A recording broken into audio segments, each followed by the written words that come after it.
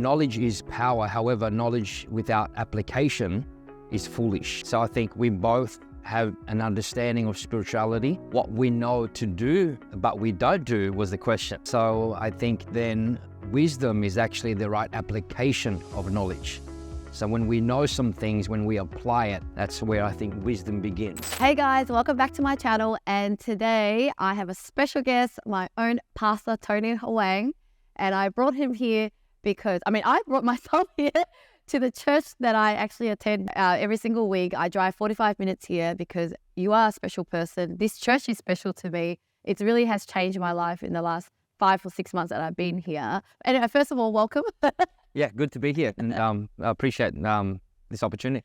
Yeah, I wanted to introduce you to the audience because I found that when I met you, you were so influential, but such a great leader. There was something about you that whatever you say made me want to change. You know, I decided to quit alcohol. I was aware of how much swearing I was doing, and I really wanted to change. And, you know, it's something that I'm aware of all these years, but why is it that when I spoke to you, I wanted to change? So that's why I wanted to talk to you today, to kind of learn more about your leadership skill or whatever it is that's really making a big impact in my life as well as other people's life. But before we go on into that topic, let's talk a little bit about your journey and how you all of a sudden became a pastor. Yeah, I guess a long time ago. Now it's been 19 years since I made the decision to serve God. But prior to that, I guess I came from a refugee home, a very rough background with, family growing up in Australia. Mm-hmm. So it was very difficult being one of 10 kids. So very easy to slide through cracks there and get involved with things I shouldn't have, which a dark season of my life. I was a drug dealer for, if I would say, started a business at a very young age. An entrepreneur by heart. Not legit, but in that season of time, it was a very dark season. I had lost many friends to murder and drug overdoses and what have you. So, but I came to a point, that was probably the most part of my teenage years, from 12 to about 21, 22 years old. So a good part of a decade, I gave myself to this kind of lifestyle.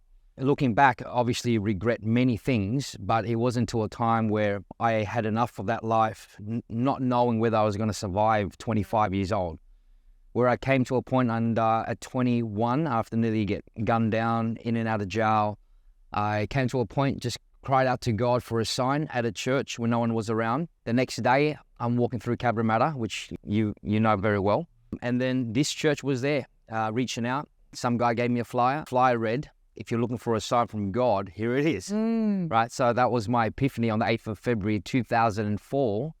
That was the day that I gave Jesus my life, and that turned my life upside down. Yeah. And so today I actually pastor the church that nurtured me and loved me. That's so interesting. And I too found spirituality when I surrendered for the first time in my life, when I was like, God, help me. I was an atheist. I didn't really believe in God before, but that was when I felt like my life started to change.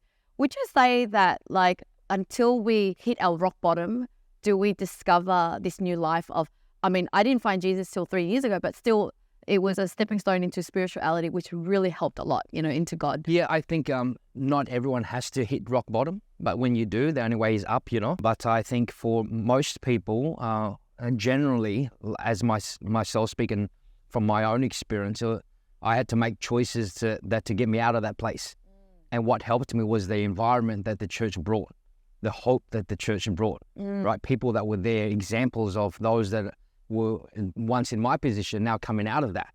Yeah, and at the same time, the actually guy that reached out to me and helped me through it, he didn't come from that background.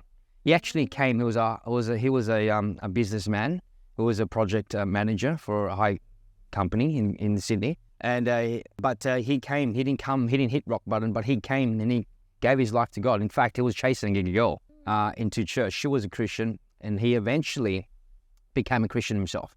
So you don't necessarily hit rock bottom, but I think on both spectrums that we are on a journey to learn. Knowledge is power. However, knowledge without application is foolish. So I think we both have an understanding of spirituality. What we know to do, but we don't do was the question. So I think then wisdom is actually the right application of knowledge. So when we know some things, when we apply it, that's where I think wisdom begins. Yeah. And what would you say in terms of, like, I only discovered not many years ago that we are spiritual beings and just in a human body. And I felt like no wonder all these years, even though I found like the law of attraction and all these spiritual things, I was hungry for more. There was a spiritual hunger. I can't describe it. I don't know where. No one's told me about it. But like, what's your thought on that? Yeah, I think God's created us, the Bible says, with eternity in our hearts. And one thing that we are really familiar about in what makes us up as a human being is the soul.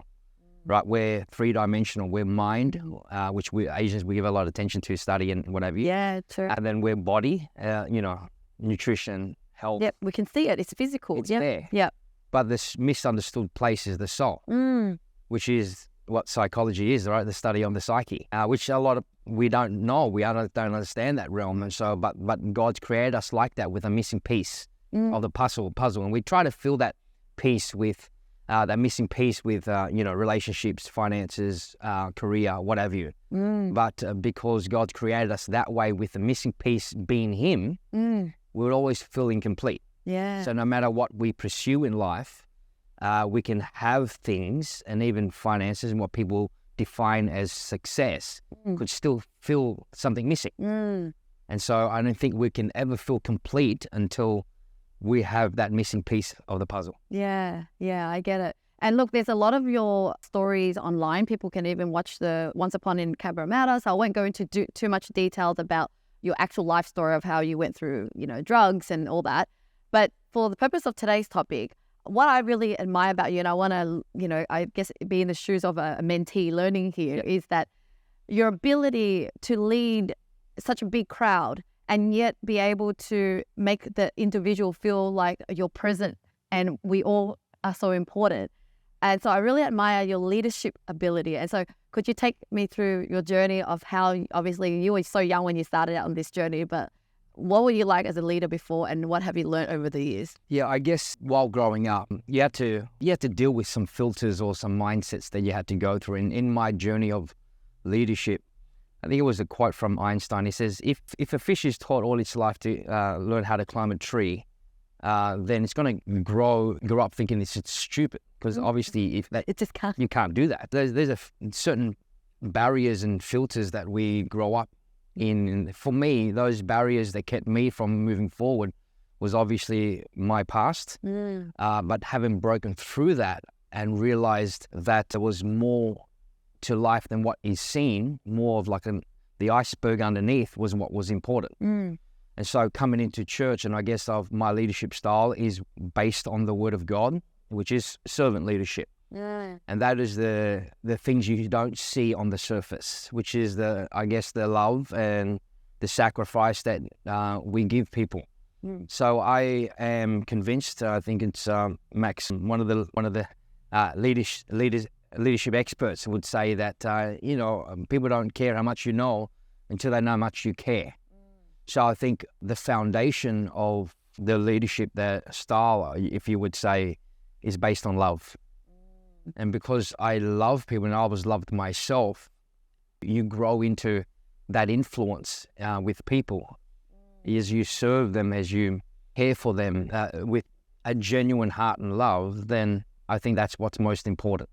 And then you're able to influence, and that's what leadership is. I guess it's influence. Yeah. And, one thing I realized is all these years I was learning a lot of personal development book.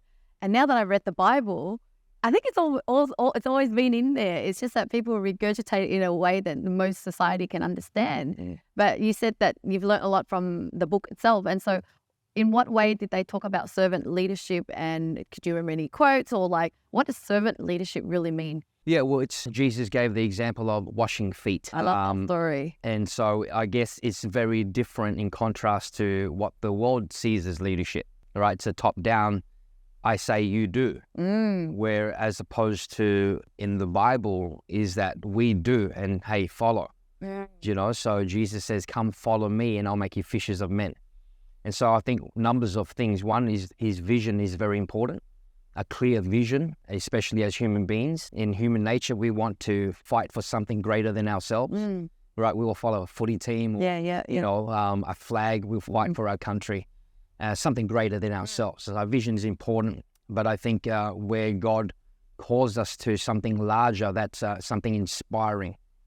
right? So I think there's two types of leadership styles. One is to inspire, the other one's pushy, right? So rather than push people to compliance, and you could do that and get people to do what you want them to do out of authority, but I think more of the style would be to inspire people. So rather than push them, to pull them to where they need to be. Yep. And treat them as they would be, and they'll grow into all that they should be. And in that story with Jesus, he actually, even though he's a leader, and yet he washed the feet of his servant or his followers, and the followers were like, hang on, why are you doing that? And I remember when I traveled to the Philippines, they're so used to the superior and, if you're the boss, then you kind of look up to them and treat them a different way. And when I started washing the dishes or help out, they were like, what are you doing? Like, why are you acting that way? And yeah, so what's your thought on, I guess, how do we humble ourselves as a leader, and how important is it to be able to level yourself with the people that are following you? You're not any better. You're just there to inspire, but you're not better in that way. Yeah, so I think a good leader must be a good listener. And as a disciple, which is another word for a learner, we're always learning. We're constantly learning. And so the saying is, if you're the smartest person in the room, you're amongst the wrong company. So you want to always have to be in a position of humility and always wanting to learn. So I think as you remain in that position, you keep your head level. Yeah. It just amazes me from someone like a kid who's on the street, drug dealing, and to someone that's read so many books. Every time I'm going through something, you and your wife is like, read this book. So what is your reading habit? Like, how many books do you read a year? And, what is your daily habit around reading and learning? Yeah, great. So before becoming a full-time minister, I would give myself to reading, but it will fluctuate because I had to work a full-time job, go and minister to people, pray for people in the hospitals, and do this and do that. So it was kind of a bit more sporadic, right? But thank God for the technology we have today as well, that you can get so much into you, right? So 19 years ago, I decided to get rid of my TV and replace it with a library. So all of my 6 kids that are actually in high school next year have all grown up without a TV. Wow. And so that what they do is they read. And so I think that's it's something that's missed in this generation. But as opposed to coming to full-time now, I've given myself to it. This year, previous years was a book every month. I wanted to double that as this year. That's physical books as opposed to audio books. And so, a steady diet of all different books, I think is healthy for anyone wanting to grow. Yeah. And as the leader, sometimes we are aware that the more we learn, the more we earn, the more we become better. But how do we inspire our team or our kids to see the benefit and read? Like, how do you make sure your kids also value the benefit of reading, or, the people that's following you to also be a great learner as well? Yeah, I think setting the example is important, especially the busyness of our lives anyway. That a lot of times we can get so busy doing things, but I think as children they look at our lives and they see, monkey do, sort of, right? And I think our children, the Bible speaks about train them when they're young, and then when they're old they will not depart from it. So I think the main thing is to lead by example, and pray for teaching moments with children, because that's... Can you repeat that? Pray for a teaching moment. What is it? Yeah, so not every moment is a teaching moment, right? Whether they will receive what you would say to them. So especially in my situation, I've got 6 kids, of 4 are mine, 2 adopted. And just the management of time is just a challenge, because you don't want to favor one over the other. And so then teaching them is somewhat a challenge, as needs to be, I guess, strategic. As much as I can try to pray for that with the business of life, or I try to lead by example. Okay, so rephrase is, sometimes you're teaching them, but when things get out of hand or no time or resource, you actually pray and leave it with God to do something to somehow help you to make things happen. Is that right? Yeah. So at the end of the day, they grow to make their own decisions. And so at every stage of growth, and I'm not no expert in raising children, however, I've seen in through the stages that they need attention sometimes more than others, in some seasons more than others. So it's just a matter of keeping your feelers out there and being aware of where they're at in the stage of their growth and try to impart where you can. Yeah, yeah. Okay, back to the kind of leadership topic. So a church is like a business, really. It needs to have people helping out, like staff members or volunteers, and then you're going to make it in a way that it can still fund things. So I guess I would love to hear some of your challenge as, you know, a business owner in the sense that you own the church. How do you face the daily challenges, and how do you inspire your team to help you with the growth of the church? Yeah, I think that's a challenging at every stage of church growth. Pioneered churches, and so I pioneered the Liverpool church almost more than a decade ago, funding it through the biblical principle of the tithe. That is the first 10% of the income. And so as I still worked a full-time job, I would give into that principle to the church. Yeah. And the challenge was that I did it, I pioneered in the 14th most disadvantaged area in Sydney. And you're talking about people that are coming from generation of welfare. So that's a mentality and a lifestyle that had been ingrained into people's minds and the way they look at life. So it's always take. Yeah. However, biblical principle is that God is a giver. And so the challenge would then be to inspire the church, whether that be 5 or 10 people, which is what I started with. Hey, this is your church. And so when you get this principle, understand this principle, because money is spiritual. Jesus actually spoke and taught more about money than heaven and hell combined. Wow. Right, because it is spiritual. And so there is a process in that sense that God has placed in the Bible in order for the church to grow. So how do you inspire the congregation? Well, this must be your church. If it's your church, then you would have some skin in the game.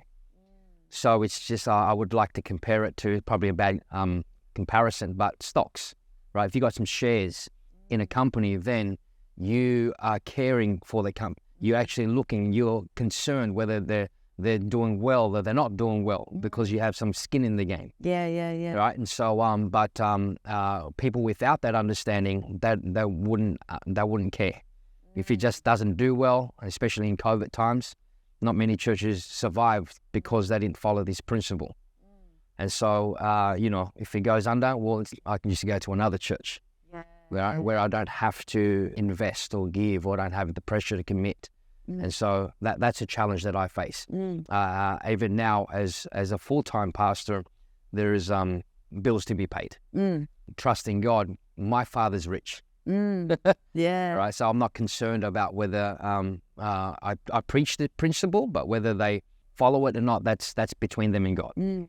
All I know is that God provides for what He wants to. Yeah. Isn't it so peaceful to know that we have God? You know, back then when I was broke and I didn't find Jesus, but I did find some personal development around, like, give and you'll receive. And I was like, I don't have much to give, but all right, I'll give some. And then I just started to see things coming back. I started to grow more. And that's when I realized that there is some sort of spiritual things going on. And so can you explain a little bit, but when you say money is spiritual and God is rich, like, I guess explain. Yeah, so if you look at the Gospels, God always does things in abundance, right? The nets were breaking. The robe He actually wore was actually made out of one piece. It was probably like the Louis Vuitton of the day, Yeah. So people's idea of God, may be skewed in some sense.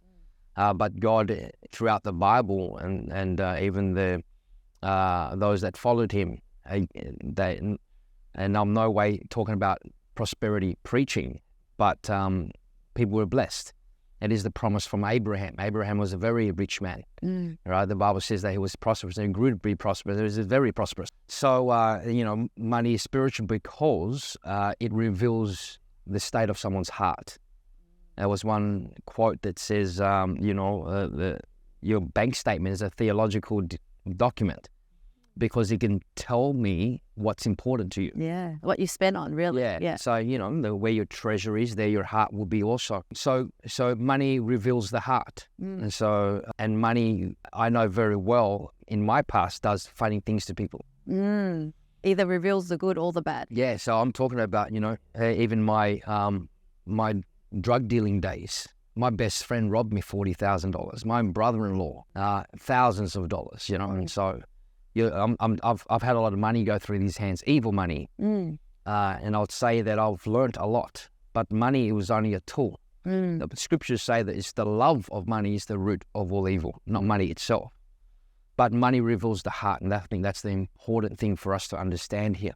And so when I came and got saved and became a Christian, I realized, there's so much things that money can't buy. Yeah. Right? Money can buy a house, but not a home. Buy a bed, but not sleep, right? A ring, but not love. And so there's things that are way more important than money. But however, money reveals the heart. Yeah. And so, but if we trust our Savior and God, who is the creator of wealth and gives us the ability to make wealth, then you see that when you trust Him, not only with your own soul, but with your finances, you see your life prosper, right? So being successful to me is not having big amounts in your bank account, but rather having a wife that loves me, respects me, having children that respect me, and living in a community that respects you. Yeah, yeah. I totally agree with you. And I think ultimately it's like, what do you do with that money to really make an impact in the world? Because as you accumulate, you're like, it just becomes this almost a point system, like you're playing a game, you got some money, but like, what do you actually do with it to actually make yourself feel fulfilled? Because then I find a lot of business owners hustle for more and more, and it almost feels like this ego thing where you're wanting to, double your amount of revenue, and it's just a number game. And why do you think that people get so caught up in this worldly possession of things, and sometimes take a long time to wake up to the fact that you can't even take it with you? Yes. In the end. Yeah, and I think that's a very important point, because why do we have money? At what end? And I think that comes back down to vision, right? Well, what do we want to be known for at the end of the day? What's written on, your tombstone? Yeah. What are you going to be known for when you leave this earth? And so I think it was Colonel Sanders that said, there's no point being the richest man in the cemetery. Right? Colonel Sanders, Mr. KFC, he was a Christian. He became a Christian, and he gave towards missions. He gave towards the work of God.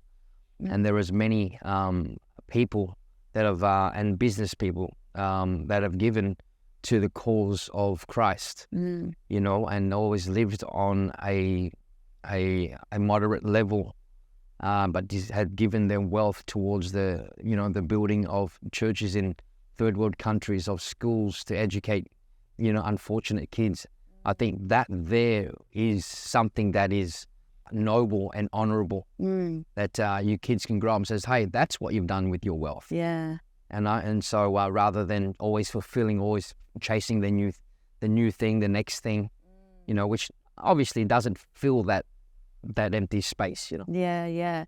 So would you say that ultimately the purpose of life is to serve God, and in order to serve God is to serve His children, is to love His children? We're all children of God. Yeah. And if we could do that, then we've kind of made it in life. Is that your philosophy? Absolutely. So the vision is clear. God's called us, for our church anyway, is to evangelize, raise disciples, and plant churches into all the world. And that is the clear vision. We're either the ones that are going to go, in other words, being sent and into third world countries and everywhere other place in the world to preach the gospel, or we're the ones that are ascending, right? Because those that are going, they're sacrificing. You picture leaving the best country in the world, Australia, right, to go into a third world country to share the good news to those that are broken. They're the ones sacrificing. And I think we ought to support that and bless that. Yeah. And one of the way for me to stay focused on my, goal of serving others is by quitting alcohol. I think, this year has been the best year of my life, because it's the one thing that I can't believe that was holding me back so much. It was kind of like hiding behind everything, and it just felt like it was part of my life. I never thought I could quit. And so I guess I just want you to share a little bit about, like, I guess the importance of us being able to let go of addiction like alcohol in order to live a better life. Because most people want to quit, but they can't, and they can't imagine it. And from someone that's done it for 20 or how many years have you quit? What did you do to help me change so that, we can leave it with the audience to inspire them as well? Yeah, and I think I'm well aware your audience is not religious, and that's, but for us to understand, okay, just because something's legal, that doesn't mean it's good for you. Right? It actually makes it harder. Yeah. But, it's permissible, but not everything's beneficial, right? I love that. And so, but not always beneficial. in our lives, we try to mask a lot with whether that be alcohol and drugs, I think it's there, and many times people mask their pain with those things, try to escape reality, and I think that's an unhealthy way to deal with things. And so, each to their own. However, for me, I don't drink at all.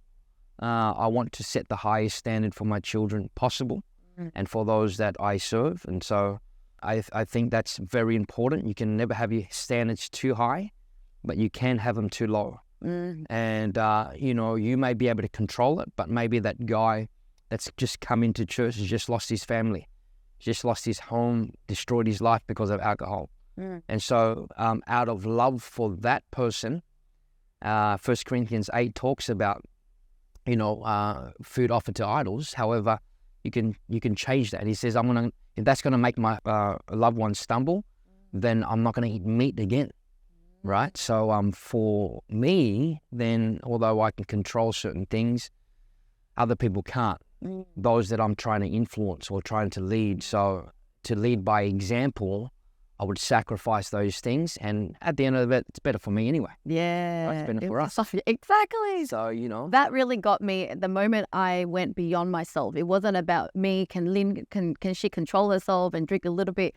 To know, can Lynn use this to inspire people? And that was the big change for me. And that has been inspiring, all right, for a lot. Yeah. I mentioned your decision to a lot of people I know. Right, because it's not something that was pushed. It was something that you were actually inspired to do. Yeah. And I think that you've come a long way in establishing, I guess, that reputation about yourself. Yeah. And I always tell people that sometimes you think you can't help the world, but you can help some people. And what I meant by that is, like, seeing you looking like me, meeting with Vidavie, you have the same surname, you have tats. I felt like... It's like my sister. Yeah, exactly. And I just felt like, you get me, I am you. And if you could change, I can change. And I think what I wanted is other people seeing me and maybe can resonate with something in me, whether they were a single mom or whatever it is, and then they can change as well. Yeah, absolutely. I think that's the light that shines from you, and for us as Christians. I think there is a lot of misconceptions about Christians in the world, whereas opposed to, I think what's important is that our light shine into the darkness to say, hey, we're not weirdos. Yeah, we're just we're real people, real problems, but serve a real God, And so I think making those choices and decisions towards holiness and truth and integrity and honesty with ourselves, then I think that's noble for people to see that.